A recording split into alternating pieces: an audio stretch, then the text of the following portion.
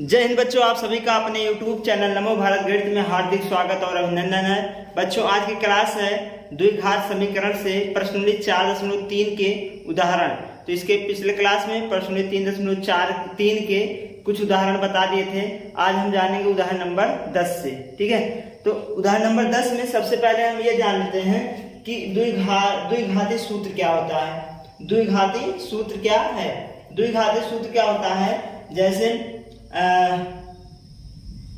Minus B plus minus under root B square minus 4ac upon 2a। ये जो सूत्र दिख रहा है minus B plus minus under root B square minus 4ac upon 2a, यह जो है यह द्विघाती सूत्र या श्रीधराचार्य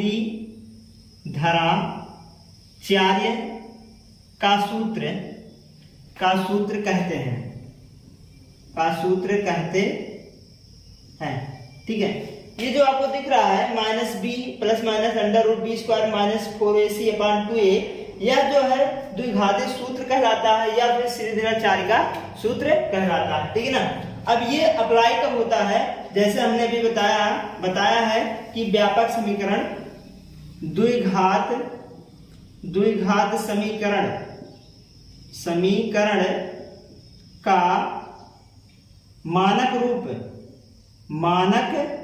रूप हमने बताया क्या होता है? ax square plus bx plus c बराबर 0। ये क्या है? द्विघात समीकरण का व्यापक, या तुझे चाहे कहिए व्यापक समीकरण है, चाहे कहिए मानक रूप है। किसका? द्विघात समीकरण का। ठीक है ना।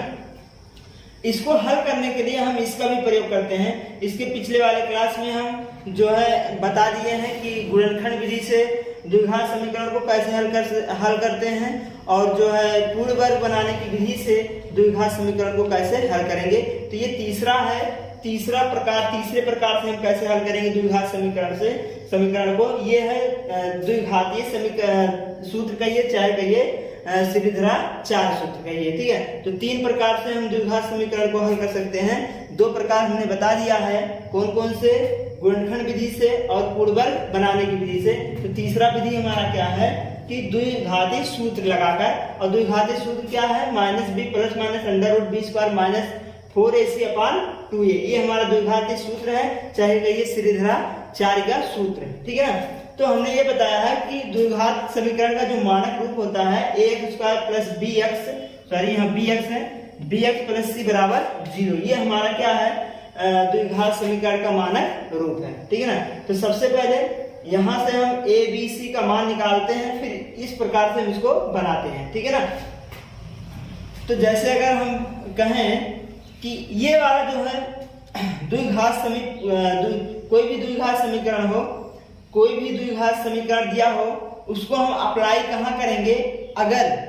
अगर बी स्क्वायर माइनस 4ac, ये जो हमारा है बी स्क्वायर माइनस 4ac, अगर इसका मान बड़ा हो जाए या फिर बराबर हो जाए किससे? 0 से। अगर बी स्क्वायर माइनस 4ac जो है बड़ा हो जाए या फिर बराबर हो जाए किससे? 0 से, तो हम यहाँ पर क्या करते हैं? ये वाला सूत्र इससे अप्लाई करते हैं। ठीक है ना। तब द्विघात समीकरण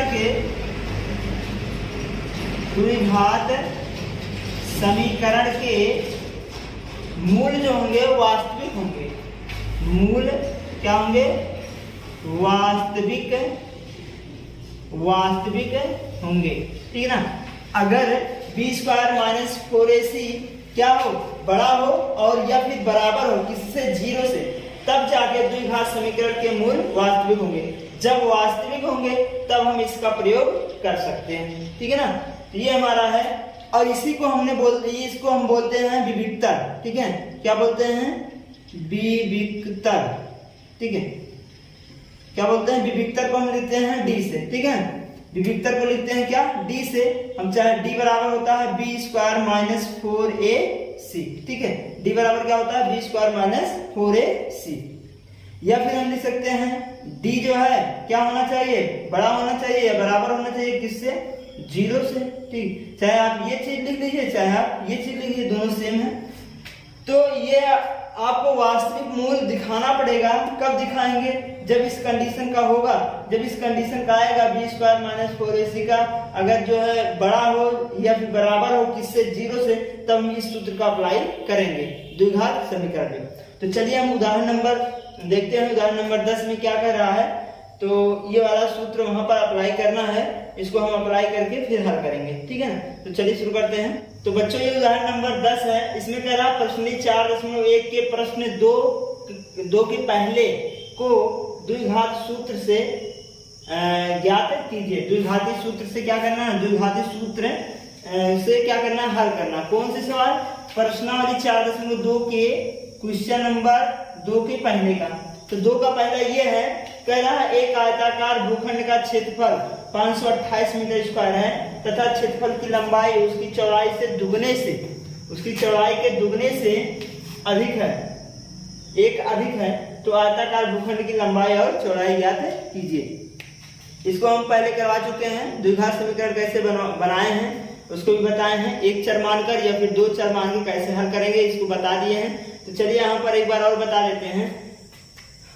तो सबसे पहले यहाँ पर कथन देखते हैं। क्वेश्चन में कथन क्या कह रहा है? कह रहा है कि जो क्षेत्रफल की लंबाई है, क्षेत्रफल की लंबाई उसकी चौड़ाई के दुगने से एक अधिक है। जो क्षेत्रफल की लंबाई है, कौन? लंबाई जो कह रहा है, लंबाई चौड़ाई के, लंबाई किसके? चौड़ाई के दुगने से, 2 से गुणा कर दीजिए, दुगने से एक अधिक है, एक जोड़ दीजिए, तब ये दोनों क्या हो जाएंगे? अब बराबर हो जाएंगे। क्वेश्चन में कथन कैसे कर रहा है उसको देखते हैं कि लंबाई जो है चौड़ाई के दुगने से एक अधिक है। तो लंबाई बराबर चौड़ाई का दुगना प्लस 1 कर दीजिए, ये हो जाएगा। अब हमको मानना कैसा है? तो अगर हम यहाँ पर चौड़ाई मान लें, चौड़ाई अगर कुछ मान लें, जैसे हमने मान लिया कि माना चौड़ाई जो है, मान लेते हैं चौड़ाई क्या है? x है। अगर हम मान लिए चौड़ाई x है तो लंबाई कितना हो जाएगा? 2x plus 1। यहाँ चौड़ाई के स्थान पे x माने तो x रख दो, तो हमारा ये लंबाई हो जाएगा और ये क्या हो गया? माने हो चौड़ाई। ठीक है, तो इस प्रकार से यहाँ पर हम मानकर लिखेंगे। देखिए, माना आयताकार भूखंड, आयताकार भूखंड का या आयताकार भूखंड की चौड़ाई बराबर x मीटर तथा प्रश्न के अनुसार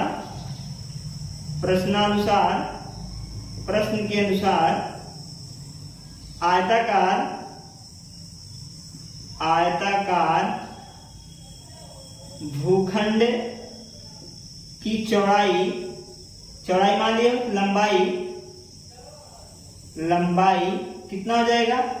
दुगने से अधिक। कथन क्या कर रहा है? चौड़ाई, लंबाई जो है चौड़ाई के दुगने से एक अधिक है। चौड़ाई क्या माने हो? x का दुगना कर दो और 1 जोड़ दो, ये हो जाएगा हमारा लंबाई। अब आगे कर रहा है एक आयताकार भूखंड का क्षेत्रफल 528 मीटर स्क्वायर है।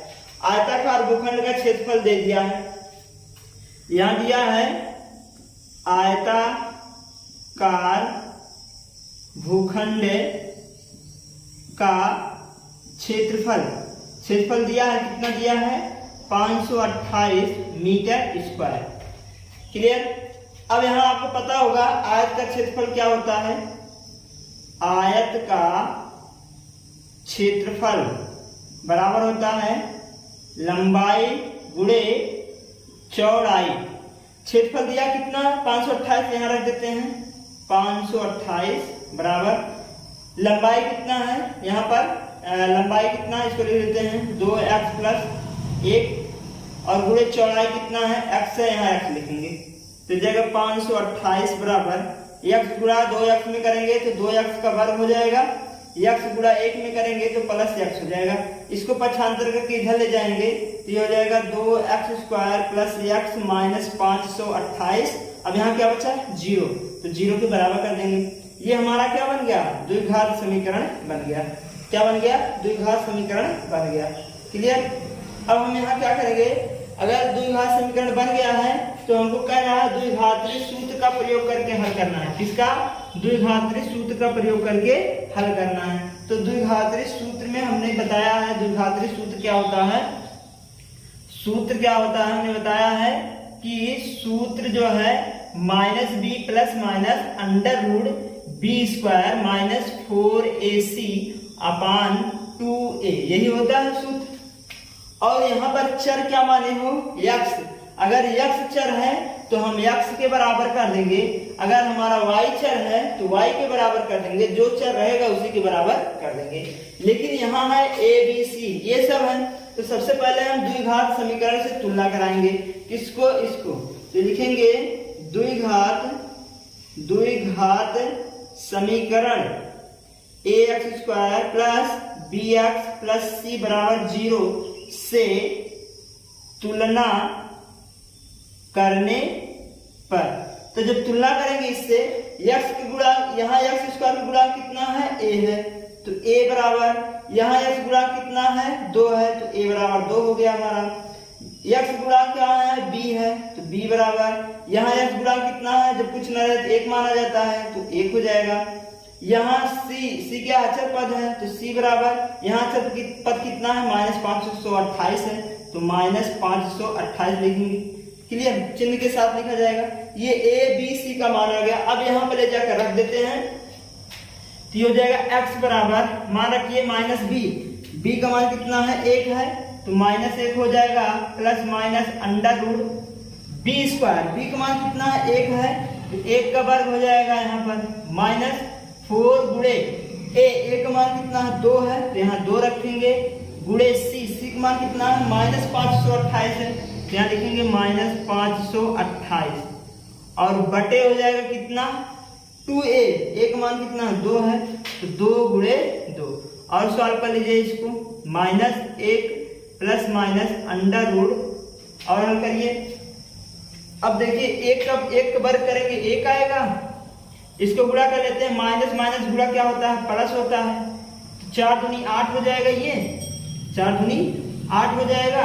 अब 528 में हम 8 से क्या कर देंगे, गुणा कर देंगे, तो 8 8 64 के 4 हासिल 6, 8 दूनी 16 और ये कितना हो जाएगा, 8 64 के 4 हासिल कितना, 6 हो जाएगा, 8 दूनी 16 और 16 6 कितना होता है, 22 होता है, 22 के 2 हासिल कितना आ जाएगा, 2 आ जाएगा, फिर 8 पंचे 40, 40 2 कितना होता है, 42, तो टोटल कितना आ गया, 42 24, कितना आ गया 42, और फिर कितना आ गया 24, और बटे 2 दूना कितना हो गया 4, फिर x बराबर minus 1 plus minus under root, इसको जोड़ लेंगे तो आ जाएगा 42 25, 42 24 में 1 जोड़ेंगे तो 42 25 हो जाएगा, और बटे कितना हो जाएगा यहाँ पर 4। अब यहाँ क्या करते हैं, 42 25 का वर्गमूल निकाल लेंगे, 42 25 का, तो 42 25 का जब वर्गमूल निकालेंगे तो आएगा कितना, 5 काट देते हैं,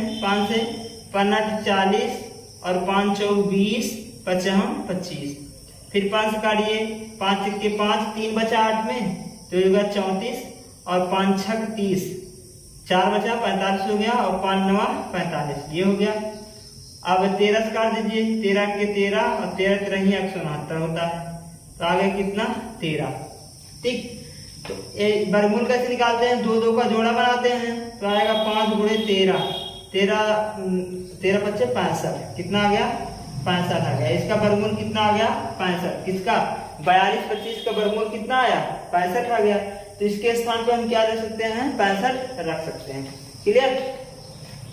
और एक चीज ये भी जान लीजिए, जैसे अगर एक ट्रिक बता देते हैं, जैसे अगर 25 का वर्गमूल निकालना है, 25 का वर्गमूल कितना होता है, पहले इसका वर्ग कर लीजिए, इसका वर्ग कितना होता है 25, और 2 के बाद कौन सी संख्या आती है, 3 आती है, तो इसको गुणा कर लीजिए, दोनों गुणा करें, 3 दूनी 6, ये हमारा आंसर हो गया।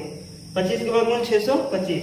जैसे अगर आपको निकालना है 45 का वर्ग, 45 का वर्ग निकालना है, तो पहले इसका क्या करेंगे, वर्गमूल लिख लो, 5 का वर्गमूल 25, पूरा 25 लिख लो। ठीक, अब बचा कितना 4 के बाद कौन सी संख्या आती है, 4 के बाद आती है 5, तो 4 पंचे 20 पूरा लिख लो, ये हमारा आंसर हो गया। क्लियर। और जैसे अगर और निकालना है तो ऐसे आप कर सकते हैं। ठीक, तो यहाँ लिखेंगे अब x बराबर minus 1 plus minus under root, इसका वर्गमूल कितना आया, यहाँ डायरेक्ट हम रख दे रहे हैं, इसका वर्गमूल कितना निकाले हो, 65 निकाले हो, तो यहाँ रखेंगे कितना 65 बटे कितना 4 हो जाएगा। क्लियर। अब यहाँ देखो एक बार प्लस लिखा है, एक बार माइनस लिखा है, तो हम एक बार प्लस लेंगे फिर एक बार माइनस लेंगे। तो यहाँ पर एक बार लिख देते हैं प्लस लेने पर, अगर हम प्लस लेंगे जब यहाँ पर क्या लेंगे, जब प्लस लेंगे तो x बराबर हमारा हो जाएगा -1 और प्लस कितना 65 बटे कितना 4। अगर इसको और थोड़ा सॉल्व करें तो हमारा कितना हो जाएगा, 65 में से 1 घटाएंगे तो 64 हो जाएगा, 64 बटे कितना हो जाएगा 4 हो जाएगा। अब यहाँ थोड़ा देखते हैं आगे यहाँ देखते हैं।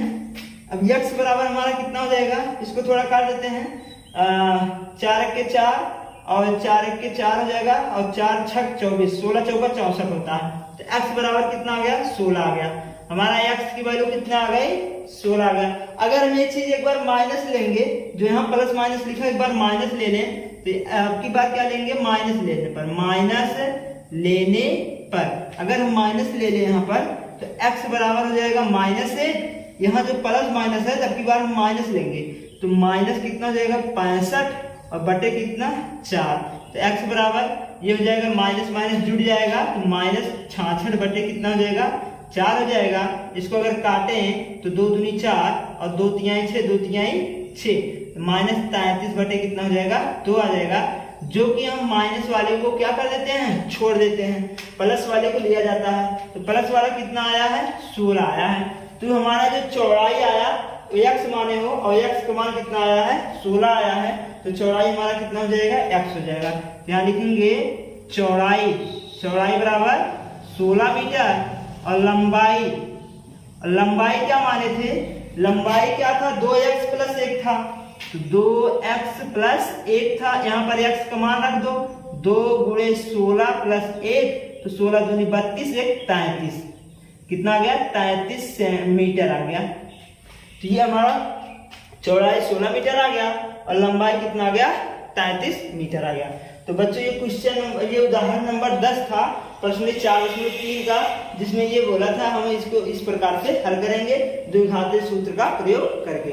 चलिए अब अगला उदाहरण देखते हैं, उदाहरण नंबर 11। तो बच्चों उदाहरण नंबर 11 है, कह रहा है ऐसी दो कर्मागत विषम धनात्मक पूर्णांक ज्ञात कीजिए जिनके वर्गों का योग 290 है। यहाँ बोला क्या है, कर्मागत, कर्म से क्या, कर्मागत विषम धनात्मक पूर्णांक। ये कर्मागत क्या होता है, जो कर्म से आए संख्या, ठीक है, और वो भी किस विषम और भी धनात्मक हो। अब जैसे हमने बोले कि जैसे क्या होता है कि कर्मागत विषम धनात्मक पूर्णांक क्या होता है कि जैसे मान लीजिए 3 हो गया, फिर क्या हो गया 5 हो गया, इसके अंतर्गत एक संख्या और है जो कि 4 है, लेकिन ये क्या है, सम है। तो यहाँ बोला क्या है, विषम है। तो विषम क्या हो जाएगा, 3 और 5। और अगर लें तो जैसे 7 और 9, ये भी क्या है, विषम है और कर्मगत है और धनात्मक पूर्णांक भी है। और अगर लें तो जैसे मान लीजिए 11 और 13, ये भी क्या है, विषम धनात्मक पूर्णांक है। लेकिन यहाँ हमको नहीं पता है कौन सी संख्या है जिसको हम वर्ग कर दें और जोड़ दें तो हमारा 290 के बराबर आ जाए। तो हमको पता तो है नहीं, तो सबसे पहले क्या करेंगे, मानेंगे। माना कि पहली जो है कर्मगत संख्या x है, तो दूसरी क्या हो सकती है, दूसरी यहाँ से आप पता कर सकते हैं क्या हो सकती है। जैसे यहाँ देखिए 7 था, 7 के बाद क्या आया, 9। 7 में कितने जुड़े हैं, 2 जुड़े हैं ना, 7 2 9, 2 जुड़े हैं। अगर यहाँ देखा जाए तो यहाँ 11 है, यहाँ कितना है 13 है। 11 में कितने जुड़े हैं, 11 में 2 जुड़े हैं, तभी तो 13 आया है। तो यहाँ भी 2 जुड़े हैं, तभी तो 5 आया है। इसके मतलब अगर एक हम x माने हैं तो दूसरा हमारा कितना हो जाएगा, x प्लस 2 होगा, क्योंकि सब में क्या जुड़े हैं, 2 जुड़े हैं। इसमें भी क्या होना चाहिए, 2 जुड़ा होना चाहिए।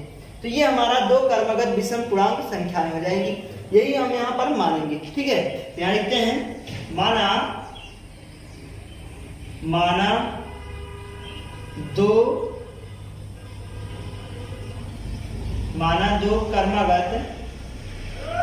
कर्मगत विषम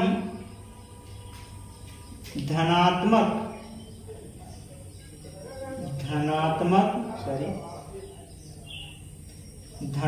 पूर्णांक x प्लस 2 है, ये हमने मान लिया। यहाँ तक तो बात समझ में आ गई होगी कैसे हम माने हैं। अब आगे क्या कह रहा है कि इनके वर्गों का योग 290 है। प्रश्न के अनुसार, प्रश्नानुसार प्रश्न में क्या कह रहा है,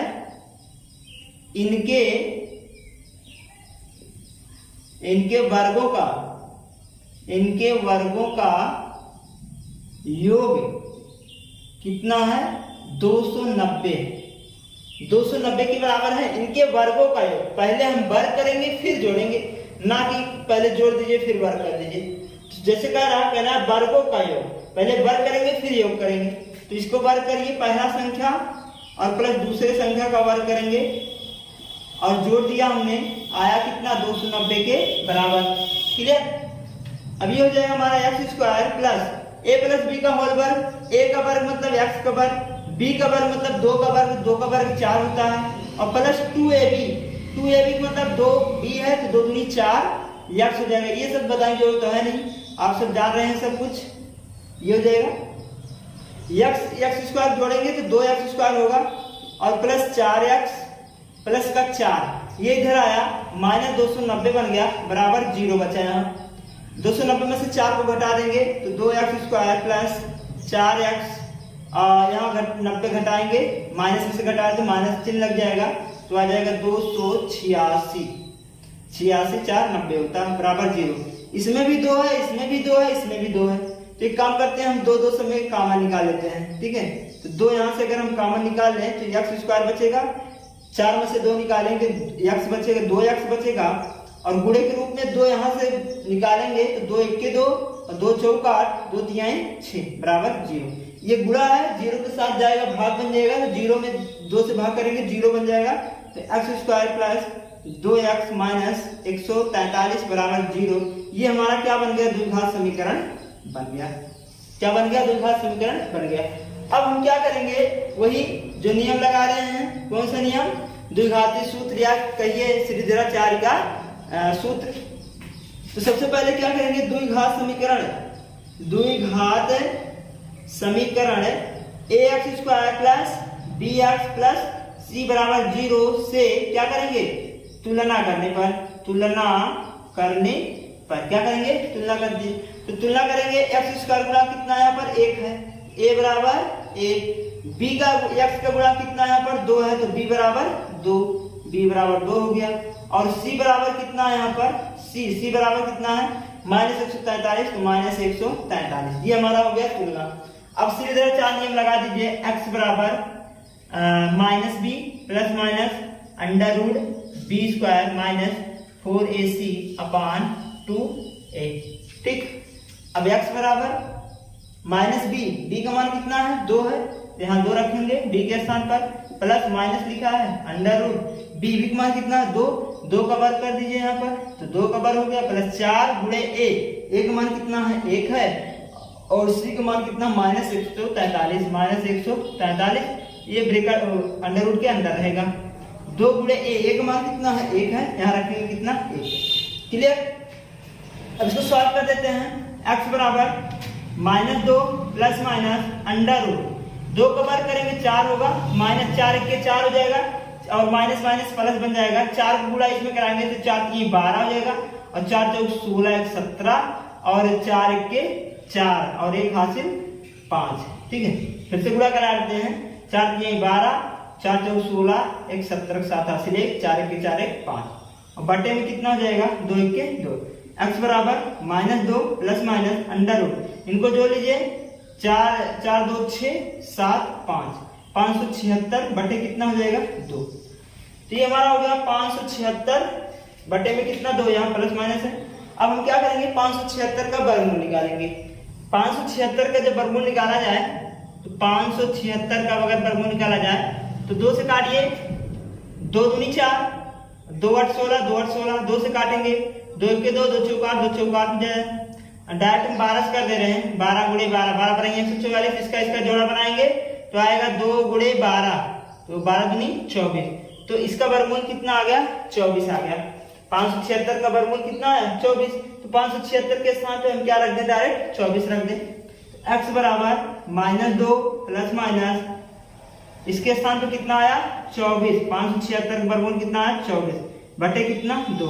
अब यहाँ कंडीशन 2 बनता है, एक बार प्लस लिखा है एक बार माइनस, तो हम लेंगे एक बार प्लस लेने पर, ऐसे लिख देंगे प्लस लेने पर। x बराबर हमारा कितना हो जाएगा -2 और प्लस 24, माइनस को हटा देंगे यहाँ नीचे वाला बटे 2, ठीक है, इस प्रकार से हो जाएगा।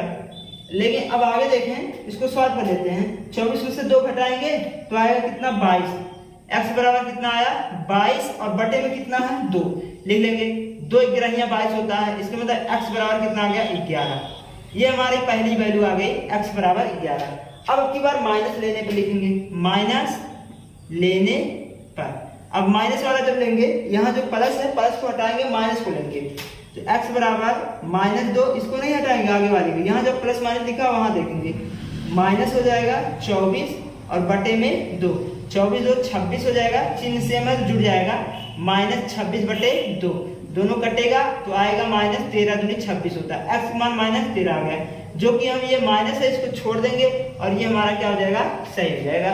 तो x वैल्यू कितना आ गया 11, और हमने माना क्या था क्रमागत संख्याएं क्या माने थे, पूर्णांक संख्या x प्लस 2, तो यहाँ लिखेंगे 2 क्रमागत विषम पूर्णांक संख्याएं क्या क्या हो जाएंगी, पहला x माने थे फिर x प्लस 2 मानेंगे, तो x वैल्यू कितना आया है 11 और हो जाएगा 11 प्लस 2, तो आ गया कितना 11, 13, ये हमारा क्या हो जाएगा आंसर हो जाएगा, ठीक। तो बच्चों ये उदाहरण नंबर 11 था, जो कि हमको इस प्रकार से हल करनी है इस क्वेश्चन को। अब अगला उदाहरण देखते हैं, उदाहरण नंबर 12। तो बच्चों ये उदाहरण नंबर 12 है, इसमें बोल रहा है एक ऐसे आयताकार पार्क का निर्माण करना है जिसकी चौड़ाई उसकी लंबाई से 3 मीटर अधिक है, ठीक है, जो चौड़ाई है लंबाई से 3 मीटर अधिक है, तथा पार्क का जो क्षेत्रफल है पहले से निर्मित, जो पार्क आयताकार पार्क है उसका क्षेत्रफल जो है पहले से निर्मित समद्विबाहु त्रिभुज, एक समद्विबाहु त्रिभुज है, समद्विबाहु त्रिभुज त्रिभुजाकार पार्क जिसका आधार आयताकार पार्क की चौड़ाई के बराबर है, ठीक है, तथा ऊंचाई 12 मीटर है, जो त्रिभुजाकार पार्क है उसकी ऊंचाई 12 मीटर दिया है, से 4 वर्ग मीटर अधिक है, ठीक है, तो 4 वर्ग मीटर अधिक कौन है, ये जो आयताकार पार्क है वो जो है 4 वर्ग मीटर कम है, किससे, त्रिभुजाकार पार्क से 4 वर्ग मीटर क्या है कम है, और जो त्रिभुजाकार पार्क है वो 4 वर्ग मीटर अधिक है। जैसे कि चित्र 4.3 में दिखाया गया है, ये हमने चित्र बना दिया है। आयताकार पार्क की लंबाई तथा क्षेत्रफल चौड़ाई ज्ञात कीजिए, ठीक। तो यहाँ हम सॉल्व करते हैं कैसे, यहाँ चित्र दिया है, देखिए ये हमारा क्या है लंबाई है, ये हमारा चौड़ाई है, और ये हमारा त्रिभुजाकार क्षेत्रफल है, त्रिभुजाकार ये पार्क है जो कि इसकी ऊंचाई 12 सेंटीमीटर दिया है, ठीक। चलिए इसको सॉल्व करते हैं, कैसे सॉल्व करेंगे। सबसे पहले हम मान लेते हैं, यहाँ कथन देखते हैं, यहाँ से ये कह रहा है कि चौड़ाई उसकी लंबाई से 3 मीटर अधिक है, किसकी, पार्क की, कौन सी पार्क, आयताकार पार्क, तो लिखेंगे आयताकार पार्क, आयताकार पार्क, यहां देखेंगे लिखा है कि चौड़ाई उसकी लंबाई से 3 मीटर अधिक है, तो जो चौड़ाई है वो जो है लंबाई से 3 मीटर अधिक है, तो हम पहले लंबाई मान लेंगे कि माना, यहां लिखेंगे माना पार्क, आयताकार पार्क की लंबाई, आयताकार पार्क की लंबाई x मीटर, तब प्रश्न के अनुसार आयताकार पार्क की चौड़ाई कितना हो जाएगा, आयताकार पार्क की चौड़ाई कह रहा 3 मीटर कम है, किससे, लंबाई से कौन चौड़ाई जब कम करेंगे तो कितना हो जाएगा, x माइनस 3 मीटर हो जाएगा। प्रश्न के अनुसार ये हो रहा है। हमने क्या माना कि अगर लंबाई x है तो चौड़ाई 3 मीटर कम है, तो हमने 3 मीटर काट कर दिया, चौड़ाई में से 3 मीटर घटा दिया, लंबाई में से 3 मीटर हमने क्या कर दिया, घटा दिया। अब कह रहा है तो पार्क का क्षेत्रफल क्या बन जाएगा इस कंडीशन में, आयताकार पार्क का क्षेत्रफल, आयताकार पार्क का क्षेत्रफल, क्षेत्रफल बराबर, क्षेत्रफल क्या होता है, लंबाई गुणे चौड़ाई होता है, लंबाई गुणे चौड़ाई। तो लंबाई यहां से निकाले हो, ये हमारा क्षेत्रफल है, क्षेत्रफल, लंबाई निकाले हो, लंबाई कितना है x है और चौड़ाई कितना है x माइनस 3। ठीक, तो ये हमारा क्षेत्रफल आ गया। अब आगे स्टेप देखते हैं।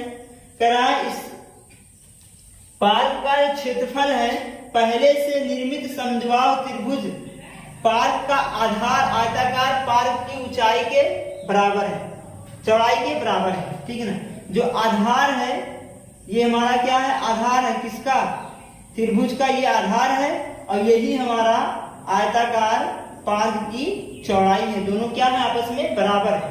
और ऊंचाई कितना दिया है, 12 मीटर दिया है।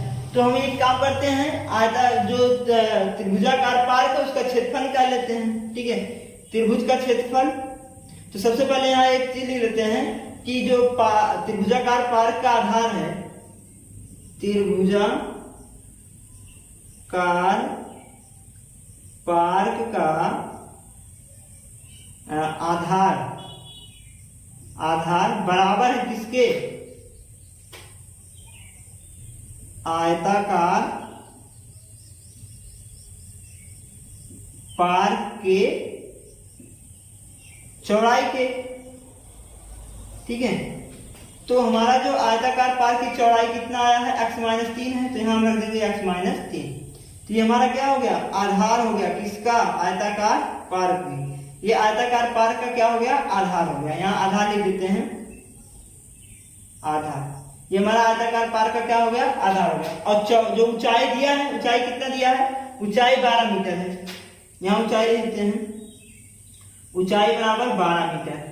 ठीक, ये इतना चीज दे रखा है। अब क्या निकालेंगे, आगे देखते हैं। आयताकार पार्क का क्षेत्रफल निकल गया है, आयताकार पार्क का क्षेत्रफल हो गया। अब निकालेंगे आयताकार त्रिभुजाकार पार्क का क्षेत्रफल। यहां ले लेते हैं, त्रिभुजाकार